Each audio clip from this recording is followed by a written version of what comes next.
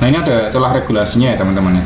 Kita tahu bahwa seluruh permainan STM yang ada dari tahun 2018, permainan STM 49 tahun 2018, 26 tahun 2021, nomor 2 tahun 2024, itu seluruhnya itu merujuk kepada peraturan yang mengatur PLTS atap on-grid.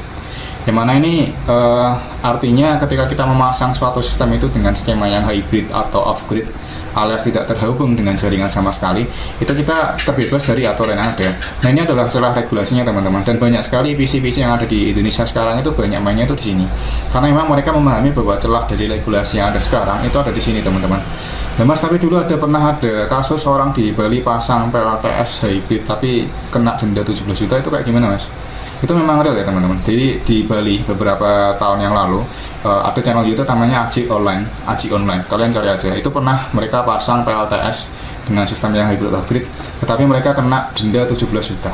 Nah, ini kendalanya adalah dari beliau itu memasang PLTS atapnya itu terhubung dengan kWh meter secara langsung, dan kebetulan inverter yang digunakan itu inverter yang tidak support zero export ya, artinya terdapat arus feed in yang masuk ke dalam meteran, dan meteran yang digunakan kebetulan pada saat itu adalah meteran pasca bayar yang masih menggunakan piringan, dan pada saat digunakan PLTS nya piringannya itu jalannya itu mundur teman-teman. Jadi yang seharusnya dia keluar listrik, kalau dia keluar listrik kan piringannya maju ya. Tapi kalau misalkan dia ada tambahan listrik masuk dari PLTS terfit in ke dalam jaringan, itu membuat meterannya itu jalannya mundur.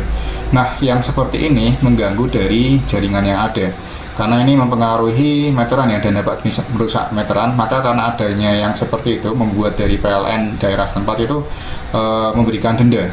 Pilihannya pada saat itu juga diberi denda 17 juta atau dicabut meterannya. Tapi pada akhirnya dari beliau ini memilih untuk dicabut meterannya ya. Jadi beliau tidak kena denda, lebih memilih untuk dicabut meterannya aja, karena ya dari beliau ini pertimbangannya ya udah pakai PLTS saja gitu. Pada saat itu kapasitasnya 5 kWp, udah lumayan besar pada saat itu. Begitu. Jadi kasusnya itu pada saat itu beliau itu pasang PLTS yang menyebabkan dia itu membuat adanya arus bocor dari inverter yang menyebabkan piringannya jalan mundur. Tentu aja kalau kita mempengaruhi meteran ya, mau apapun itu kegiatannya yang selama itu mempengaruhi meteran secara ilegal itu memang dilarang teman-teman. Jadi celahnya itu di sana. Tetapi ketika kita berhasil mensiasati suatu sistem itu agar tidak terjadi arus feed in balik kepada meteran PLN, tidak mempengaruhi meteran PLN, itu nanti aman-aman aja teman-teman. Kalau sekarang kWh meter yang baru ya, itu sebenarnya rawan muncul tulisan periksa. Itu ada juga banyak sekali. Begitu. Ketika kalian menggunakan inverter PLTS yang hybrid ya, kalian kalau misalkan mau pasang dan itu menghindari regulasi yang ada, manfaatkan celahnya, kalian pasang menggunakan inverter hybrid.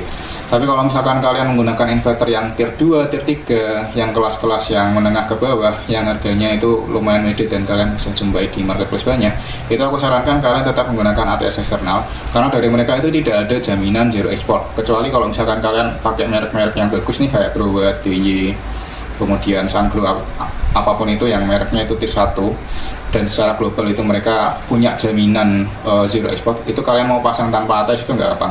Soalnya kalau misalkan kalian pakai tier 2, tier 3, kalian pasang tanpa ATS, mereka nggak ada jaminan zero export, nanti ada kelebihan arus, itu dapat menyebabkan meteran itu muncul tulisan periksa atau piringan berjalan mundur.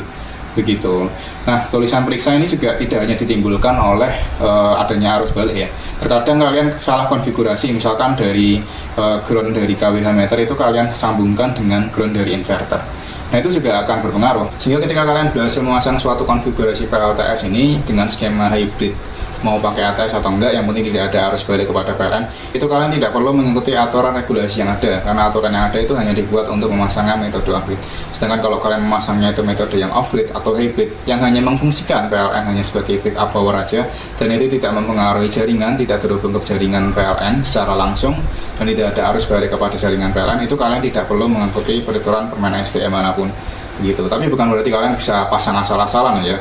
Ini artinya adalah kalian hanya cukup mengikuti aturan keselamatan kelistrikan aja.